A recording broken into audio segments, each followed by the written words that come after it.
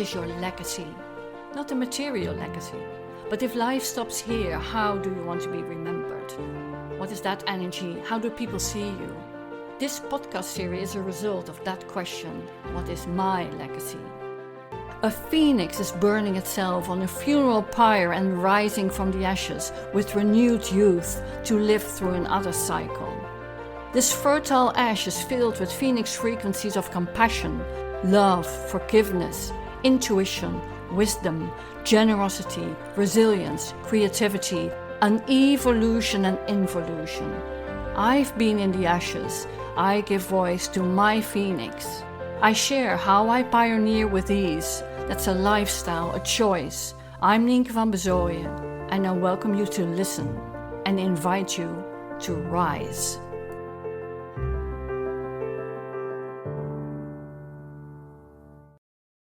Welcome to the Phoenix Frequencies. We live in an era where we can get credit for individual results and personal wins. The winner is seen as the hero no matter what. The vanity of being someone, the vanity of performance, and the ego hero. There isn't a prestigious prize for creating community effort, and yet more money is invested in ice cream than in peace building and community restoring. And even in peace building, it isn't about fixing conflicts in war zones. It's about facilitating communication, connection, listening, and compromise, even when egos are the loudest voices. As a former nurse, I worked with people with physical and/or mental discomfort, dis-ease, and what can evolve into what we call disease. Being in dis-ease can be disruptive, out of one's comfort zone, as I shared last episode. Our mind doesn't like disruption of the patterns we are familiar with. We want things fixed. For every discomfort, you can find a coach or a doctor depending on what's going on. And even we have an intervention that seems to fix it. We have to do the healing ourselves. But coaching support for discomfort is booming business. If you do ABC, you will get XYZ, so you can be without discomfort again. Your dis-ease fixed on the outside. The root will continue to feed you with the same fuel if you don't get to that level of root. Will you change your comfortable lifestyle if you can get a fixing pill or injection so you can fix your uncomfortable risks? Maybe. But honestly, what will happen when the heat is on?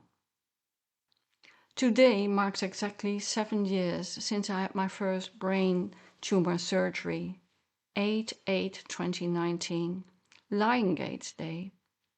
An astrological and spiritual portal for many, and I had no idea. Nothing went as planned. The anesthetic failed, the tumor couldn't be fully removed. But I was over the moon because the disruptive symptoms I'd faced in the month before seemed to be fixed. I was back to normal. At that time, I had a global group with people offering their energetic support, convinced they could fix my problems.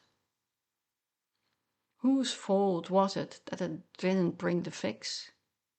Nobody's. It wasn't my path to be fixed. I had other things to learn nobody could do for me, no matter how much they wanted to have the credit for my seemingly quick recovery. By now I can see how impolite it is to walk someone else's footsteps of healing, even with the best ego-driven intentions. What I had to learn was to feel the difference, the desire to fix, because being with the suffering, the discomfort, the dis-ease is too hard to bear. And the frequency of facilitation, the path we each have discovering individually to create our roots of the dis-ease. No fixing, just reclaiming access to our inner strength, creating a new relationship with our body and our thoughts. My whole life I'd learned to blame my struggling body, to suppress the symptoms it gave me, preferably with chemical medication, until my body said no, no more. I chose to stop suppressing and started facilitating instead. Partnering with my body as a friend, not labeling it as a disruptor. People who were open to it know how this choice created miracles. A handful got it and started to facilitate me beyond the fixing impulse. I did the work, they were my space holders. But how is that for you? What is your relationship with the fixer in you, the impulsive, fast results one? How often do you give advice or take action before asking what is wanted or needed? Can you listen to the answer if you ask, how can I support you while you walk your path? Can you sit with the dis-ease patiently? Maybe it isn't necessary to analyze all their roots for them. Maybe it's enough to ask them the questions so they can find the answers themselves, facilitating instead of fixing. In business, we are no different. We can stay in silent suffering, complaining, waiting to move from dis-ease to disease, physically, economically. That's a blurred line, I can tell you, even when we think they are separate. Are you also trying to fix what only needs to transform? We have become so clever in covering up the unhealthy, infected part of our systems. Trying another change management tool, another consultant for the same diagnosis. Oh, we just want to fix it. And maybe your KPIs look better on the outside, but your business engine isn't cured. And here's the answer. Build a different relationship with the signals that keep occurring as disruptors of your economic output. Start listening with another level of consciousness.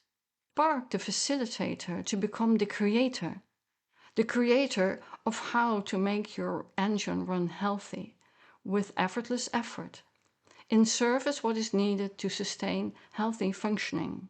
That can be in business, that can be personal.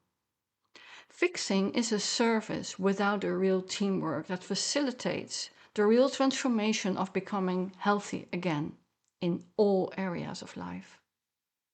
7 years ago, I thought I was searching for the fix. What I got was the gift of my body claiming its own journey of growth. So now I can spark the capacity within others to become the creator of their own transformation. No solving, no fixing, just passing on the spark of possibility. Through my journey, I learned that what wasn't seemingly fixed didn't stop me from being healthy. I don't have to function by the book, physically or mentally, to be well. I don't need the credit for my resilience and choices, or for how I shaped my transition over the years. And I just pass it on because I can. Because I can serve those who might benefit from it. How about you?